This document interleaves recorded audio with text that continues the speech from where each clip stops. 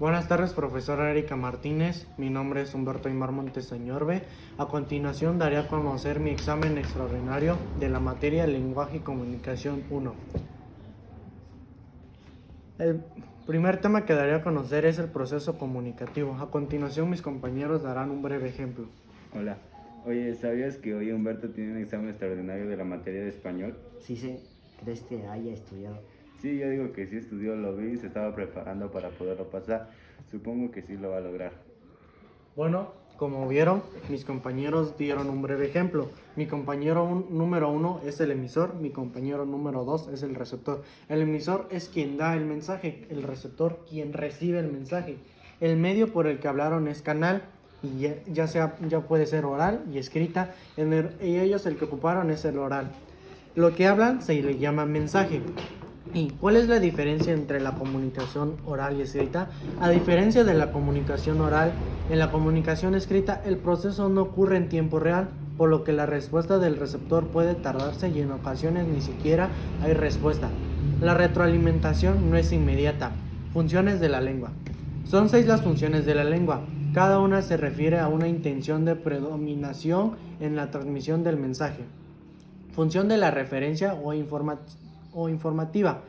Remite hechos, datos a las discusiones en las que se llevó a cabo una situación, fecha, lugar, etc., por lo cual implica dar a conocer información de manera objetiva. Se encuentra sobre todo en algunos textos periodísticos como las notas informativas y en textos científicos e históricos. Un ejemplo es: ayer por la noche hubo una balacera en la colonia Juárez, la cual dejó 3 muertos y un herido. Funciones apelativas o connotativas. Consiste en convencer al otro de una idea, de una opinión o a través de una serie de argumentos de diversas índole. Aparece en textos publicitarios, ensayos, discursos políticos. Ejemplos: si compras 2 colchones individuales, te llevas almohadas y edredones gratis. La función poética consiste en embellecer o enriquecer la lengua mediante diversos recursos, como la metáfora. Se encuentra en la literatura, sobre todo en la poesía, pero también en expresiones de nuestra vida cotidiana. Un ejemplo es: voy por tu calle como un río, voy por tu cuerpo como un bosque, como un sendero en montaña que en un abismo brusco se termina. Funciones emotivas. Consiste en expresar sentimientos o emociones. Esta presenta en cartas, diarios, confesiones. Ejemplo: me gusta cuando me hablas en voz baja. Función fática. Implica iniciar, prolongar o detener una conversación casual. Ejemplo: bueno, ¿estás Juan? No, no se encuentra. Función metalingüística. Consiste en hablar de la lengua con el lenguaje mismo. Trata un tema específico sobre esta. Se encuentra en diccionarios, algunas enciclopedias, trabajos de teoría y críticas literarias. Ejemplo: los sinónimos son palabras que tienen un significado igual o similar a la de otras. Fases de la lectura. Cuando realizamos una lectura la cual hacemos sobre un tema en concreto de estudio, tenemos que diferenciar bien sus fases, así conseguiremos un mayor aprendizaje del tema en cuestión y conseguiremos mejor nuestra comprensión lectora. Esta se divide en 3 pasos: prelectura, lectura y postlectura. Fase 1. La prelectura. En esta primera fase lo primero que hacemos es responder mentalmente las preguntas que puedan sugerir antes de leer el tema. Esta fase de la lectura puede ver muy bien en los libros de textos de primaria. Son el tipo de preguntas que el profesor o profesora hacen a sus alumnos con tan solo leer el título del tema que se va a trabajar. Esta fase se distingue de las demás en que su lectura es ágil, rápida y no tiene pausa.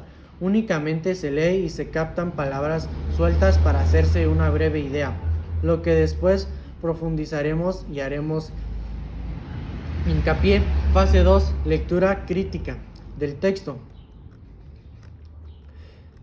Después de acabar con la primera, leeremos el texto e iremos comprendiendo y haciendo pausas para comprender lo que leemos y el tema de estudio. Así lo que hacemos en esta fase es un análisis estructural y aprendizaje significativo. Esta es la fase más importante de la lectura, ya que en ella entendemos lo que leemos y nos centramos en aprendizaje nuevo. Aún así, no se debe saltar. Ninguna de las fases siempre hay un seguir un orden de la primera hasta la tercera. La fase 3, la postlectura. En esta última lo que hacemos es analizar lo que hemos leído. Para ello podemos ayudarnos a diferenciar técnicas de estudio, resúmenes, apuntes o esquemas, para así plasmar la importancia que hemos leído. Después de formar, conseguimos afianzar términos, organizar ideas y en estos nos servirá para estudiar todo lo leído y extraído del tema en cuestión.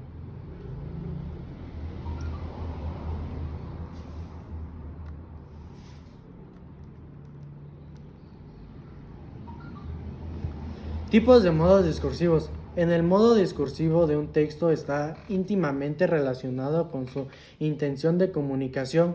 Cada tema utiliza determinados modos de expresión o discursivos: la narración, la descripción y argumentación, que son las tres clases generales de los distintos textos. Descripción de los modos discursivos. Definición. La definición, como su nombre lo indica, consiste en dar el concepto específico de algo. Para resaltar la definición e importancia de algo. Por ejemplo, según el Diccionario Real de la Academia Española, el aborto es interrumpir de forma natural o provocada el desarrollo de un feto. Demostración. La demostración busca evidenciar por medio de pruebas o argumentos la validez de una afirmación. Por ejemplo, corre 30 minutos al día, mejora tu salud integral. De acuerdo con un estudio realizado con investigadores de Yale, las personas que caminan por lo menos 30 minutos diarios mejoran su sistema circulatorio, eleva las defensas y disminuye el estrés. Comparación. Dentro de los modos discursivos, la comparación consiste en contrastar la información con respecto a dos o más cosas, para resaltar algún tipo de información y describir similitudes o diferencias. Por ejemplo, el uso generalizado de las redes sociales puede inferir en la capacidad de socialización de las personas. Si comparamos los adolescentes y nativos digitales con la generación anteriores que creció en un mundo sin internet, podemos comprobar que quienes no estuvieron mediante por los estímulos digitales son capaces de establecer conversaciones en vivo y en directo con mayor facilidad. Especificación. La especificación consiste en ofrecer al receptor la mayor cantidad de información y posible para comprender un texto plenamente. Refutación. La refutación es un tipo de afirmación que niega o se opone a una idea específica.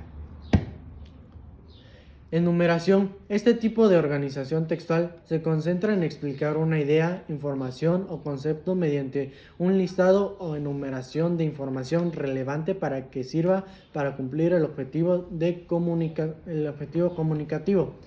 Ejemplificación. La ejemplificación, como su nombre lo indica, consiste en reforzar una idea por medio de información que sirva como evidencia de lo que se está diciendo. Referencia. La referencia es un recurso que se usa para sustentar los argumentos por medio de la recomendación de otras bibliografías o recursos especializados que sustenten la información que se están dando. Recapitulación. La recapitulación consiste en una enumeración de hechos o argumentos para mirar la linealidad, evolución o encontrar cosas que no se hubiesen podido identificar sin una mirada más detallada de los acontecimientos. La síntesis. En los modos discursivos se denomina síntesis a la capacidad de condensar la mayor cantidad de argumentos en la menor cantidad de palabras para poner en evidencia la parte más importante de un mensaje.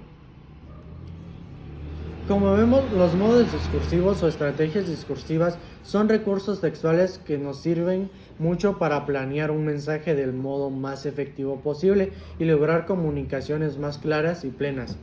De la misma manera, por medio del uso de los modos discursivos podemos influir en el nivel de comprensión de los lectores. Es por esto que conocerlos es vital si quieres comunicarte bien. Los organizadores gráficos. Un organizador gráfico, también conocido como una red o un mapa conceptual, puede ser un diagrama, un bosquejo o un gráfico en que los estudiantes organizan información. Usando los organizadores gráficos, los estudiantes pueden recoger información importante, organizar la información, controlar información más fácil, ver la relación entre ideas, entender, recordar y ampliar información más fácilmente.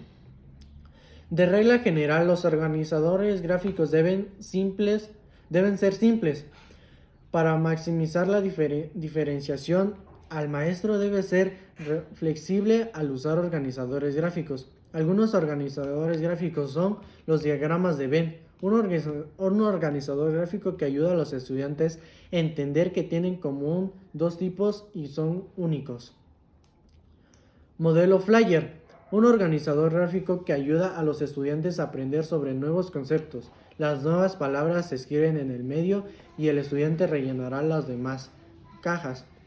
Gráfico KWL, un organizador que determina lo que saben los estudiantes sobre un concepto, lo que quieren aprender y lo que han aprendido. Las primeras dos columnas se rellenan antes de leer el material y la última columna se rellena mientras va procesando el estudiante. Diagrama de flujo, un organizador gráfico que ayuda a los estudiantes a describir un proceso o otra información secuencial. Red de palabras, organizador que ayuda a los estudiantes a entender mejor el significado de una palabra. La palabra se escribe dentro de los sinónimos y antónimos y ejemplos de uso se escriben en formas alrededor de las palabras en el centro. Topología arbórea, un organizador que ayuda a los estudiantes a entender las relaciones jerárquicas. Elementos de la reseña. Una reseña es un texto acotado y conciso en el que se critica y examina un acontecimiento u obra recién para que cobre conocimiento público. En estos textos son escritos por especialistas en la materia que se explayan sobre los elementos sobresalientes de la obra, junto con sus virtudes y defectos. Elementos de la reseña. Autor, quién es, su antecedente, trayectoria, visión, estilo, influencias. Estructura de la obra. ¿Cómo está organizada la presentada? Por ejemplo, si es un libro se debe detallar si está dividido en capítulos, si contiene ilustraciones, gráficas o fotografías. Contenido. ¿Qué temas desarrolla la obra? ¿Desde qué ángulo se los aborda y qué les aporta su autor? Estilo. ¿Qué hacen las obras sean distintas a las otras similares?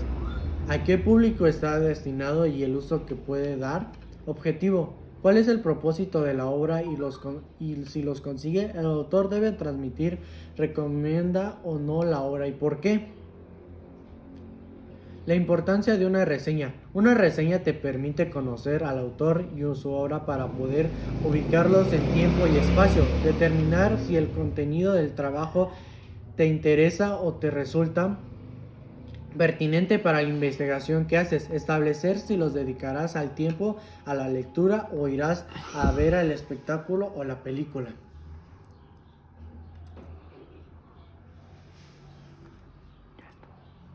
Bueno, profesora, eso ha sido todo. Muchas gracias.